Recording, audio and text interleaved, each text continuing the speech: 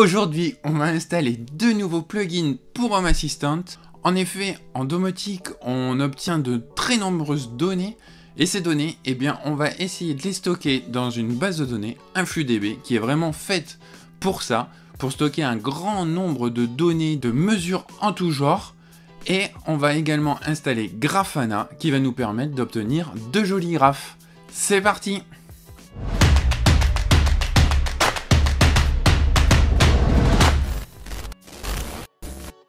Bonjour, c'est Thomas et bienvenue sur ma chaîne consacrée à la domotique. Je suis vraiment content de vous retrouver aujourd'hui pour parler une nouvelle fois de Home Assistant. On l'a vu dans les précédentes vidéos, j'ai de plus en plus de données et ces données-là, eh bien, on va les stocker dans une nouvelle base de données en parallèle de celle de Home Assistant. Car dans Home Assistant, je trouve que la visibilité de l'historique est pas forcément très jolie. Donc là, l'idée, c'est de stocker toutes les données de Home Assistant dans InfluDB. InfluDB, c'est une base de données qui est vraiment optimisée pour un grand volume d'écriture. Et du coup, c'est tout approprié à la domotique où on va avoir un grand nombre de mesures qui vont remonter ou encore des événements. Donc on voit que c'est vraiment tout indiqué à notre usage. Et bien sûr, comme Home Assistant est relativement bien fait, il existe un add-on InfluDB que l'on va pouvoir directement installer à partir de Supervisor. Alors, une petite parenthèse sur Supervisor, puisque j'ai eu quelques commentaires à propos de celui-ci et qu'il n'était pas forcément supporté sur Ubuntu, l'installation que j'ai vraiment choisie sur mon serveur domotique, donc Docker et Ubuntu. Le support, il n'est pas assuré pour cette version-là. En effet, Supervisor, il est supporté pour une installation sur Home Assistant OS, donc en gros si on fait une installation sur le Raspberry Pi, ou alors sur une distribution Debian. Alors, Debian, Ubuntu, c'est quand même très proche. Ils partagent le même noyau Linux et des distributions Linux qui sont vraiment proches, avec peut-être pour une partie serveur, peut-être un avantage à Debian qui est vraiment considéré comme une distribution qui est stable, qui évolue pas forcément très rapidement, au contraire de Ubuntu qui évolue plus rapidement, mais qui est considéré comme un peu moins stable. Alors, je m'étais pas posé toutes ces questions quand j'ai monté le NUC en début d'année, parce que déjà j'étais pas forcément parti sur Home Assistant comme système domotique, j'étais plus parti sur Domotix. Alors pour le moment je reste sur cette solution, je trouve Docker vraiment génial pour sa conception, la facilité d'installation et puis la facilité de maintenance de ces conteneurs. Je trouve ça vraiment fantastique, donc je vais rester là-dessus. Je pense que voilà, avec la communauté qu'il y a au Supervisor sur Ubuntu et Docker, je pense qu'il y aura un relatif support.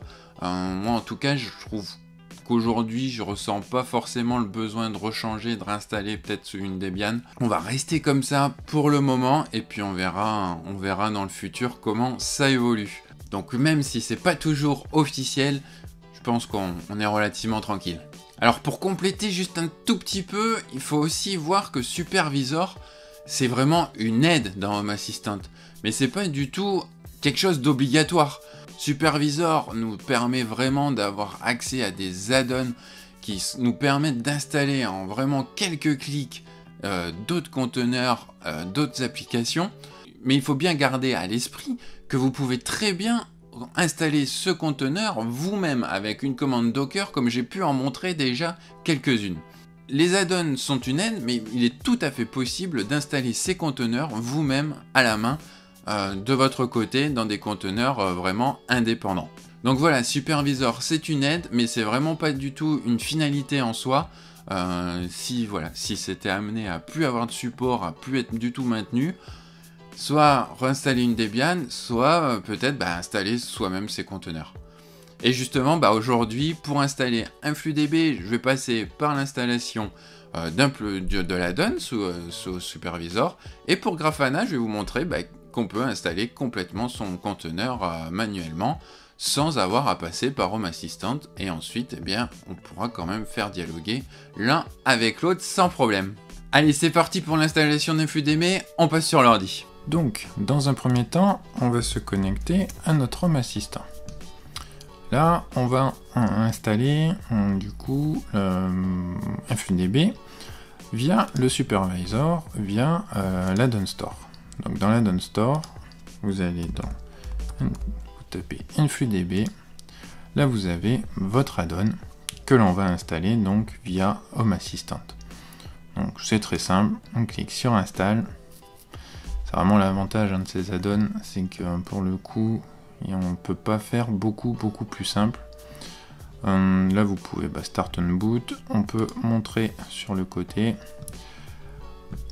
documentation, ça je vous laisse lire, il n'y a rien de vraiment particulier. Configuration, on laisse comme ça, donc c'est sur le port 8086. Donc tout simplement on va faire Start, et là sur le côté on voit qu'InfluDB, alors ouais, ça met un petit peu de temps à démarrer, pardon. On peut retourner sur InfluDB, sur la log. Voilà, capacitor, chronographe, c'est ce qui va nous permettre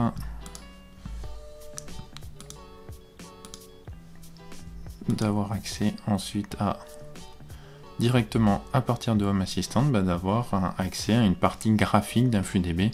Donc ça pour le coup, c'est vraiment très bien fait. Donc là, on va se rendre dans InfluDB Admin et on va créer une nouvelle database que l'on va appeler au hasard Home Assistant. On va également créer un user pour Home Assistant avec un mot de passe. Ce mot de passe, on va le choisir compliqué comme d'habitude. Et on va créer le user.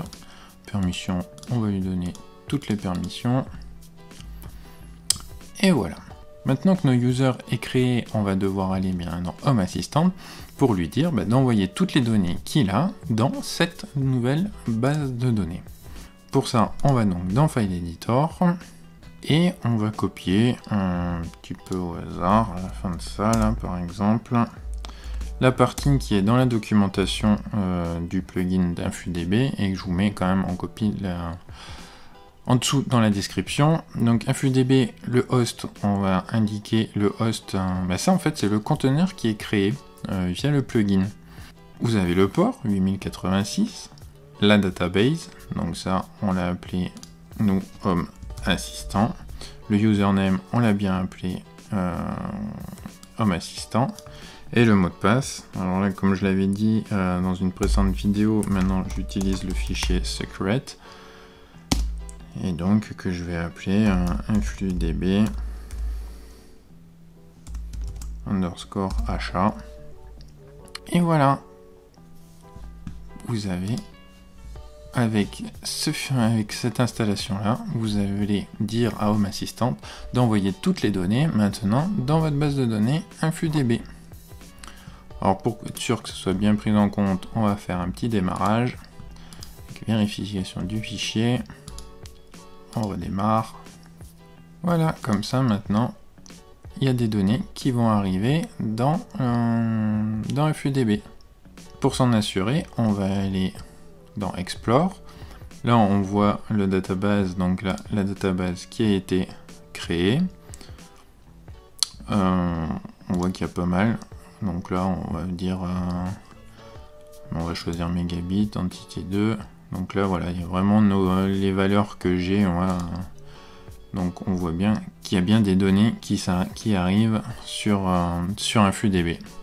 InfluDB est installé. Maintenant, on va passer à l'installation de Grafana pour pouvoir mettre en forme toutes ces données en base. Grafana, c'est vraiment open source également et c'est un très beau produit. Vous allez voir, on va pouvoir obtenir avec cette appli vraiment de très beaux graphiques et c'est relativement poussé. Donc déjà, on voit l'installation de Grafana en mode conteneur et je vous l'installe manuellement, non pas via Home Assistant. On y retourne. Donc j'ouvre un terminal, je vais connecter à mon serveur domotique.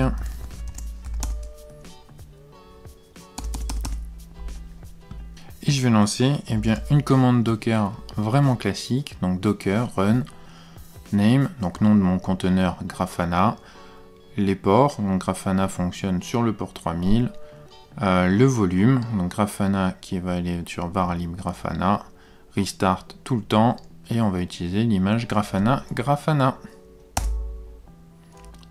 Donc là, j'ai pas d'image, j'ai pas encore installé le conteneur, il va la télécharger, et il va m'installer le conteneur.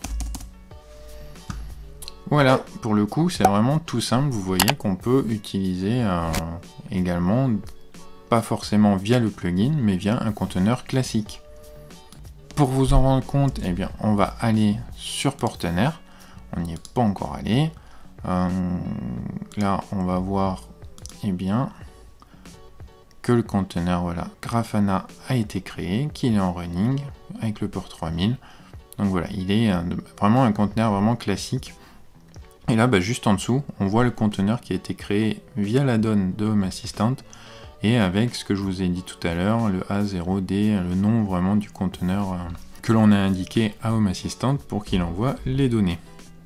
Donc maintenant, on va se connecter à Grafana. Donc on va sur notre IP 2.3000 et on arrive sur l'interface de Grafana. Si vous demandez de mot de passe, vraiment par défaut, c'est admin l'user et admin le mot de passe. Donc là, maintenant, on va aller dans configuration, data source, et on va configurer une source où il va aller chercher les données pour pouvoir faire des graphes. Donc on va faire add data source, et on voit, voilà, Grafana peut vraiment parler avec un nombre très important d'autres types de bases de données. Et nous, ce qui nous intéresse, forcément, c'est InfluDB. On va faire select. Là, on va dans l'URL, on va mettre l'URL de notre base de données InfluDB. On va http l'IP de mon serveur domotique, on va appeler ça 86. La database, c'est la database qu'on a créée précédemment. Et on voit qu'il nous faut un user. Alors là, je vous conseille de créer un user spécialement pour Grafana. Donc là, on va retourner sur InfluDB, dans user, on va faire create un user qui s'appelle Grafana avec un mot de passe. Hop, on lui donne les permissions adéquate, et là on va rentrer Grafana avec son mot de passe. Pour la méthode, vous avez le choix entre get et post. Pour post, c'est que vous allez pouvoir faire des plus grosses requêtes en base. Pour l'instant, je vais laisser get, puis si jamais un jour ça me bloque, voilà, on fait save and test et c'est bon. Notre Grafana est bien lié à InfluDB. Maintenant, on va retourner sur le dashboard. Et en fait, il va falloir créer un nouveau dashboard. Donc, un new panel. Et là, voilà un petit peu à quoi ça se ressemble. Et dans les sélections, et là, voilà, on voit vraiment que c'est lié à notre base, puisque on retrouve pas mal de choses. On peut faire, par exemple, écoutez, la température, entity domain.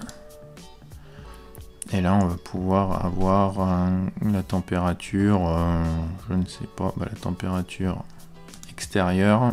Donc là, forcément, j'ai qu'une mesure puisque les données arrivent que depuis quelques minutes, depuis l'heure à laquelle j'ai rentré un InfluDB. Donc je vous propose de attendre quelques heures et puis je vous montre comment créer un graphe.